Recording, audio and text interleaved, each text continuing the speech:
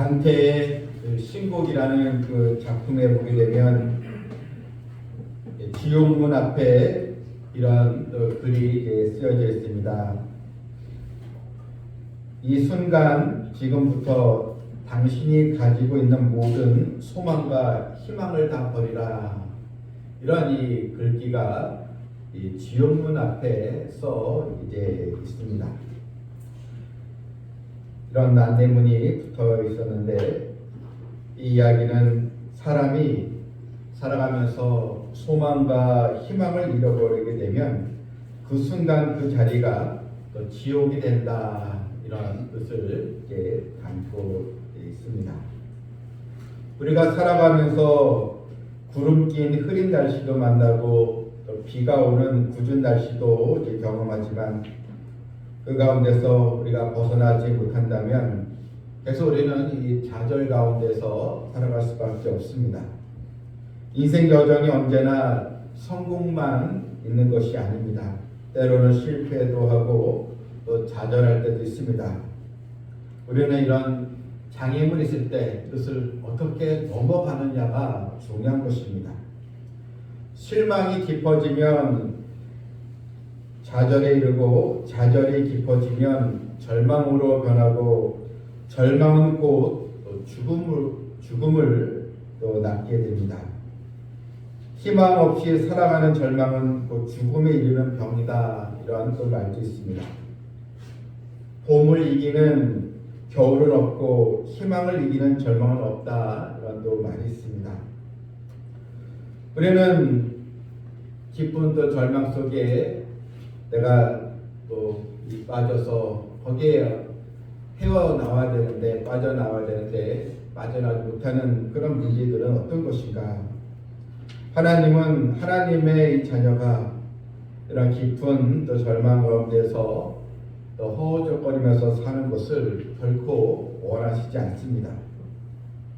오늘 이 느헤미야서를 우리가 보았는데 본문을 보게 되면 실망과 또 좌절할 수밖에 없는 상황에서 믿음의 힘으로 이 어려움을 극복해 나가는 느헤미야의 그런 어떤 모습이 나옵니다.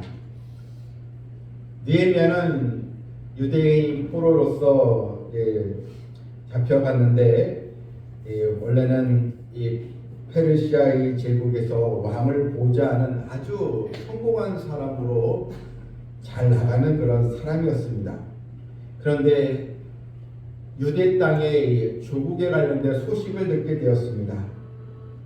조국 예루살렘이 망하고 성은 불타고 또한 성벽이 다 무너졌다는 소식을 듣게 되고 백성들은 도탄과 환란에 빠졌고 가난과 굶주림에 허덕인다는 그런 이야기를 들었습니다. 자기는 지금 이 페르시아 제국에서 잘 살고 있었지만 계속 들려오는 이 조국 고향의 소리를 들으면서 마음이 굉장히 무겁습니다. 그는 결단을 내리면서 이 왕에게 더 이상 이 직무를 하지 못하겠습니다. 이렇게 또 사표를 내고 자신의 조국 예루살렘에 가서 성벽을 재건하고 싶습니다. 도탄에 빠진 백성들의 마음을 하나로 모아서 백성들에게 꿈과 희망을 주고 싶습니다.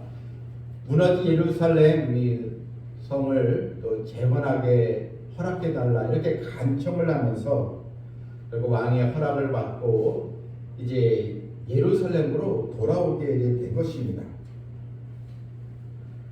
이제 예루살렘에서 백성들을 모아서 무너진 이 성벽을 재건을 하게 되는데 그런데 이렇게 하나님의 일을 하고 또 나라를 위해서 좋은 마음으로 행동을 하려고 했지만 자신의 이러한 또 계획과 백성들의 마음을 흔드는 그래서 백성들을 조롱하고 비웃는 그런 어떤 무리들이 또 있었습니다. 오늘 본문에 산발락, 도비야 이런 사람들이 험담을 하고 백성들에게 또 조롱의 말을 계속 내뱉고 있습니다. 성벽 재건은 참 쉬운 일이 아니었습니다. 성벽 제거는 이스라엘의 주권 회복의 상징이기에 주변에 이런 대적자들이 계속 이제 방해를 이제 하게 되었던 것입니다. 느헤미야가 이런 상황에서 비난과 조롱을 극복하고 어떻게 무너진 예루살렘 성을 재건해 나가는가를 4장에서 지금 보여주고 있습니다. 본문 1절에 보니까요, 산발랏이 우리가 성을 건축한다음을 듣고 크게 분노하여 유다 사람들을 비웃으며, 이 산발랏이라는 사람은 이제 그 이스라엘 북부에 있는 그 사마리아 성에 이제 총독을 했는데, 이제 느헤미야가 왔다는 소식을 듣고 성벽을 재건하는 소식, 이것을 이제 방해하고자 비방을 하게 된 것입니다. 기득권을 이제 가졌는데 자신의 기득권이 또 유대인들에게 빼앗길까봐 염려해서 지금 이렇게 방해를 하고 있는 것입니다. 그는 이 성벽 재건을 중단시키기 위해서 채택한 그런 방법이 그런 조롱의 말로 백성들에게 심리적인 그런 압박을 해서 그것이 성공하지 못하도록 한 것입니다. 산발랏이 크게 분노하여 이제 유다 사람들을 비웃었다, 이렇게 나와 있습니다. 영국의 작가인 토마스 칼라일은 이 비웃음을 악마의 웃음이라 이렇게 표현했습니다. 여러분 한번 생각해 보십시오. 내가 지금 의욕적으로 일을 시작하는데 누군가가 나에게 이런 비웃는다면 네가 하는 일이 제대로 되겠느냐, 너는 하다가 아무 열매를 맺지 못할 것이다, 이렇게 조롱하고 비웃는다면 여러분 우리의 마음이 얼마나 힘들겠습니까? 그래서 비웃음을 악마의 웃음이다, 이렇게 표현까지 하는데, 사탄은 계속 우리 성도들에게 이렇게 이런 심리전을 쓰게 됩니다. 비웃음의 말로 우리의 믿음을 자꾸 꺾게 만드는 것입니다. 2절에 보니까 자기 형제들과 사마리아 군대 앞에서 일러 말하되, 이 미약한 유다 사람들이 하는 일이 무엇인가? 스스로 견고하게 하려는가? 제사를 더 드리려는가? 이 미약한 사람들, 한마디로 이 볼품없는 사람들이 무슨 성벽을 재건한다고 저렇게 난리냐, 이렇게 지금 비방을 하고 있습니다. 또 스스로 견고하게 하려는가, 또 제사를 드리려는가. 여러분, 이것은 제사는 하나님께 예배 드리는 건데, 이 말은 하나님을 또 모독하는 그런 말인 것입니다. 비웃고 업신여기고 야유를 퍼붓습니다. 말로 할 수 있는 악담은 전부 지금 퍼붓고 있는 것입니다. 한두 번도 아니고 계속해서 이 비난을 또 가하고 있습니다. 여러분, 이런 야유와 비난을 계속 듣게 되면 이 사람은 이 주눅이 들 수밖에 없습니다. 주눅이 들면 마음이 작아지고 또 두려움이 찾아오게 됩니다. 그래서 결국 도전을 해보지 못하고 결국 중도에 포기하고 많은 일들이 또 벌어질 수가 있습니다. 우리가 이 세상을 살아가면서 때로는 또 나를 또 비방하고 나를 헐뜯는 그런 사람들, 또 억울하게 이런 또 누명과 오해를 또 받을 때 얼마나 여러분 이 마음이 괴롭겠습니까? 사회생활에서 또한 우리의 일상생활에서 이런 일이 벌어지면 참 신앙인이지만 견디기가 사실 쉽지가 않습니다. 이럴 때 우리는 누구를 바라봐야 되겠습니까? 나의 아버지 전능하신 하나님을 우리는 바라봐야 합니다. 목회자들이 듣고 싶지 않은 말 중에 하나가 누군가가 시험 들었다, 이런 또 이 말입니다. 목사님, 어느 성도가 시험 들었대요. 어느 집사가 또 시험 들어 교회를 안 나온대요. 이런 참 얘기를 들으면 참 마음이 대단히 사실 무겁습니다. 시험에 들면 또 하나님 앞에 기도해야 되는데, 또 시험에 들어서 오히려 하나님을 멀리하고 또 교회를 또 등지고 또 이런 이런 시험에 걸려 넘어져서 믿음을 포기하는 일이 있을 때 그것을 이제 바라보면 굉장히 이 목회자들은 사실 마음에 큰 또 짐이 되고 힘이 든 것입니다. 안타까운 것입니다. 시편 109편을 보게 되면 이 다윗은 누구보다도 시험에 빠질 만한 그런 상황이 있었습니다. 이때 어떤 시험인가 그들이 악한 입과 거짓된 입을 열어 나를 치며 속이는 혀로 내게 말하며 다윗을 공격하는 자들이 악한 입, 거짓된 입, 또 속이는 혀로 자기를 공격했다. 누가 나를 친 것이 아니고 이런 속이는 말, 거짓된 말, 이런 악한 입 이런 언어로서 공격하면 참 그것을 그걸 듣는 사람은 견디기가 사실 더 어려운 것입니다. 미워하는 말로 나를 두고 까닭없이 나를 공격했다. 그러니까 까닭없이 내가 잘못하지도 않았는데 괜히 나에게 시비를 걸고 나를 못살게 구는 그런 사람이 있으면 얼마나 어렵겠습니까? 이럴 때 우리는 이런 비난과 비방 속에 그냥 거기 걸려 넘어져 주저앉는 것이 아니고 주님을 바라고 다시 일어서야 하는 것입니다.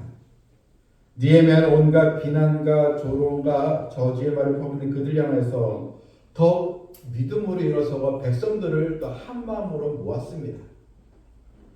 3절에 보게 되면 암몬 사람 도비아는 곁에 있다가 이르되 그들이 건축하는 이 돌 성벽은 여우가 올라가도 곧 무너지리라. 이 도비아라는 그 암몬 사람 이방인이죠. 너희들이 짓는 이 성을 건축한다 할지라도 이 성은 곧 무너진다. 여우가 올라가도 이 성은 무너지리라. 그러니까 한마디로 소용없는 짓이다. 이렇게 얘기를 한 것입니다. 느헤미야는 이런 말을 듣고 어떻게 행동했습니까? 대적들이 비웃고 조롱하는 말을 했을 때 느헤미야가 취한 행동은 바로 4절에 보면 우리 하나님이여 들으시옵소서 억울하고 어떤 이 마음이 너무 분노가 일어났지만 그들과 싸우거나 맞받아치지 않았습니다. 그냥 하나님께 기도했습니다. 하나님, 저들이 하는 이야기들 다 들으시고 계시죠? 우리가 업신여김을 당하나이다. 느헤미야는 이런 억울하고 분한 마음을 하나님께 그 마음을 열고 기도로 승화를 하고 있는 것입니다. 이것이 바로 믿음의 이 사람의 모습입니다. 온갖 이런 중상모략 이런 험담에도 하나님은 다 알고 계시죠. 하나님께서 이 공의로운 판단으로 저에게 해주실 줄 믿습니다. 우리가 업신여김을 당하는데 원하는데 그들이 욕하는 것을 자기들의 머리에 돌리사 노략거리가 되어 이방에 사로잡게 하시고 이것은 이제 하나님께서 공의로 심판해 달라. 내가 원수를 갚는 것이 아니고 내가 갚는 것이 아니고 하나님께서 해결해 주시길 지금 구하고 있는 것입니다. 여러분 비난을 받을 때 일일이 내가 반응하거나 사실 해명할 필요가 없습니다. 우리 느헤미야처럼 공의 하나님께 그것을 맡기고 기도하면 되는 것입니다. 그리고 포기하지 말고 하나님께 주신 이 사명, 느헤미야의 사명이 무엇입니까? 무너진 이 성벽을 재건하는 것입니다. 오직 이 일에 집중한 것처럼 우리도 내가 해야 될 일, 맡겨진 일에 묵묵히 행하면 되는 것입니다. 6절에 보니까 이에 우리가 성을 건축하여 전부가 연결되고 높이가 절반에 이르렀으니 이런 백성이 마음 들여 일을 하였습니다. 이렇게 기도하니까 오히려 힘이 났습니다. 그리고 백성들이 한 마음이 되었습니다. 이렇게 지도자인 느헤미야가 백성들을 이렇게 또 인도하니까 성을 건축하여 이런 돌무더기들, 성 쌓는 돌무더기 다 연결되면서 이제 높이가 절반까지 계속 이제 오히려 공사가 진행이 되었던 것입니다. 사탄이 우리를 공격하는 목적은 어떻게 해서든 우리를 하여금 좌절하게 만들어서 하나님의 또 일에 우리가 빠지게 해서 믿음이 무너지게끔 하는 것이 사탄의 최종 목적인 것입니다. 성도 여러분, 이때 우리는 무엇보다 마음을 지키는 그런 은혜를 구하시길 바랍니다. 잠언 4장 23절에 보니까요, 무릇 지킬 만한 것 중에 더욱 내 마음을 지키라. 생명의 근원이 에서 남이라. 마음을 지키라는 것입니다. 혼란스럽고 또 고통스러운 그런 상황이 있을 때 사탄은 우리의 마음을 흔드는데 여러분 마음을 지키시길 바랍니다. 마음을 지키는 방법은 하나님께 기도할 수밖에 없는 것입니다. 하나님 결코 우리를 포기하지 않으십니다. 강철왕 미국의 카네기의 사무실에 보게 되면 넓고 커다란 그림 하나가 그에게 평생 사무실에 이제 걸려 있었는데 그 그림은 유명한 화가의 그림도 아니고 또 가치가 있는 그림도 아니었습니다. 그 그림은 그냥 커다란 나룻배와 배를 젓는 노가 썰물에 밀려서 모래사장에 그냥 아무렇게 던져져 있는 그림인데, 그런데 그 그림 밑에는 한 글자의 문구가 있습니다. 그 내용은 반드시 밀물의 때는 온다. 지금 이렇게 썰물에서 이 배가 모래사장에 처박혀 있지만 밀물이 들어오면 노를 젓고 나갈 수 있지, 그런 내용이었습니다. 여러분, 우리에게도 이런 밀물의 때 우리가 또 행동할 수 있는, 또 믿음 나갈 수 있는 그런 기회가 반드시 있습니다. 그걸 하나님께 기도하며 또 잡아야 하는 것입니다. 1849년에 미국 캘리포니아 지역에서 금이 쏟아져 나오는데 그 해를 이제 황금의 해라 이렇게 불렀습니다. 어떤 청년이 이락 천금의 꿈을 안고 이 캘리포니아의 금강을 사서 이제 금을 이제 채굴을 합니다. 그런데 아무리 채굴을 해도 자신이 산 이 금강은 금이 나오질 않았습니다. 결국 이 사람은 포기하고 다른 사람에게 이 금강을 넘겼는데, 근데 새로 인수한 사람이 1m쯤 파고 들어가자 거기서 이제 노다지가 터져 나온 것입니다. 금강을 중간에 팔아넘긴 청년은 이 이야기를 듣고 얼마나 마음이 괴롭지 않았습니까? 내가 왜 좀 참지 못하고 그것을 팔았는가? 자신의 이런 행동에 대해서 후회할 수밖에 없는데, 그런데 이 청년은 거기서 귀한 교훈을 하나 얻게 됩니다. 그래, 1m를 내가 더 팠으면 좋았는데 하면서 내가 최후의 순간까지 포기하지 말아야 되겠구나, 이것을 깨닫고 스스로 1m의 철학을 이제 자신의 인생관으로 정립을 하게 됩니다. 그런 이 보험회사 영업사원으로 이제 들어가게 되는데 거기서 1m의 철학으로 일을 했습니다. 고객을 대할 때마다 내가 여기서 포기하면 모든 것이 또 헛되게 되는 것이지 하면서 그런 1m의 철학처럼 포기하지 않고 고객을 만나면서 그런 또 보험을 설명하면서 많은 이 고객들을 더 확보하게 되어서 오히려 이전보다 이 사람이 또 보험 왕으로서 더 거부가 되었다, 이런 또 기사였습니다. 여러분, 우리 삶에도 1m 이 철학이 더 필요합니다. 여러분, 내가 주 안에서 행하고자 했던 거, 내가 기도했던 거 끝까지 하나님께 맡기고 믿음으로 나가시길 바랍니다. 제가 여러 또 삶의 또 문제 속에 우리가 포기하지 않고 또한 생업과 어떤 자녀에 관한 모든 일 가운데서 여러분 기도하기를 쉬지 마시길 바랍니다. 끈기 있는 기도에 하나님 반드시 응답해 주시는 것입니다.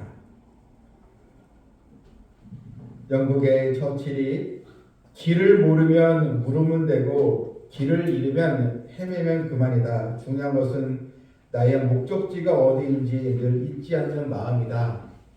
절대로 포기하지 말자. 라는 이야기를 했습니다. 하나님의 자녀들은 이 땅이 우리의 삶의 목표가 아니고 하나님의 나라를 향하여 나아가는 목표를 향하여 나아가는 거룩한 백성들입니다. 주님을 만나는 날을 또 사모하면서 우리는 영광의 그 날을 또 기대하면서 우리 앞으로 나가는 성도가 되어야 합니다. 우리나라에 이 선교사로 왔던 언더우드 이 목사님의 그 기도문입니다. 기도문의 제목은 보이지 않는 이 조선인의 마음 이런 기도인데 하나님 지금은 아무것도 보이지 않습니다. 하나님 메마르고 가난한 이 땅 나무 한 그루 시원하게 자라오지 못하는 이 땅에 저희들을 이곳에 옮겨 심으셨습니다. 지금은 우리가 황무지 위에 맨손으로 서 있는 것 같사오나 지금 우리가 서양 귀신이라고 손가락질을 또 받고 있사오나 저희가 우리 영혼과 하나님의 또 자녀인 것을 또 깨닫고 하나님 나라 백성 하나님의 부름받은 자녀임을 알고 눈물로 기뻐할 날이 있게 될 줄 믿습니다. 지금은 예배드릴 예배당도 없고 학교도 없고 그저 경계의 의심과 멸시와 천대함이 가득한 곳이지만 이 나라가 머지않아 하나님의 은총이 넘치는 축복의 땅이 될 줄 믿습니다. 하나님 오직 제 믿음을 붙잡아 주시옵소서. 이렇게 이제 기도를 했는데 하나님은 이 언더우드 이 선교사님의 기도를 들으셨고 우리나라에 전국에 교회가 세워지는 세계에서 가장 부흥이 빠른 또 나라로 지금 세워지지 않았습니까? 우리가 인생을 살다 보면 실망의 순간이 찾아오기 마련입니다. 하지만 우리 각자 처한 상황도 서로 다르지만 그러나 한 가지 우리는 믿음이라는 그 날개가 있습니다. 느헤미야가 성벽을 재건하면서 말할 수 없는 이런 또 고통과 또 이런 비방을 받았지만 오직 하나님을 또 바라보므로 그가 백성들과 함께 성벽을 재건하게 되었던 것처럼 빌립보 4장 13절 말씀에 내게 능력 주신 자 안에서 내가 모든 것을 할 수 있으리라. 또 하나님의 말씀을 우리가 또 마음에 담고 여러분 때로는 좋지 않은 환경 또는 비난 또 이런 또 비방이 있는 그런 또 상황에서도 날 끝까지 사랑하시고 나를 인도하시는 우리 하나님과 함께 믿음으로 나아가는 우리 모두가 되기를 주님의 이름으로 축원합니다. 아멘. 하나님 아버지 비방과 또 위협과 부정적인 우리의 또 삶의 상황에서도 하나님의 자녀는 거기에 지지 않고 이길 수 있는 믿음을 하나님이 주셨사오니 오늘 주신 말씀대로 우리가 힘들고 고단할 때 오직 하나님을 또 바라보며 다시 일어설 수 있는 포기하지 않는 신앙으로 저희들을 인도하여 주시옵소서. 예수님의 이름으로 기도하옵나이다. 아멘.